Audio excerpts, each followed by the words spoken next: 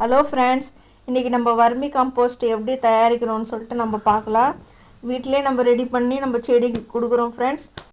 இது எப்படி பண்ணணுன்னா ஃப்ரெண்ட்ஸ், நம்ம முதல்ல போட்டு வச்சுருக்கிற கம்போஸ்ட்டு கொஞ்சம் இருந்தாக்கா அதை நம்ம அந்த இப்போ சேர்த்து வச்சுருக்கிற அந்த காய்கறி வேஸ்ட்டோடு நம்ம போட்டு மூடி வச்சிடணும் ஃப்ரெண்ட்ஸ். 10 நாளைக்கு அப்படியே நம்ம மூடி வச்சிட்டோம்னாக்கா அது தானாக மக்கி இந்த மாதிரி எருவாகி காஞ்சி போயிடும் ஃப்ரெண்ட்ஸ்.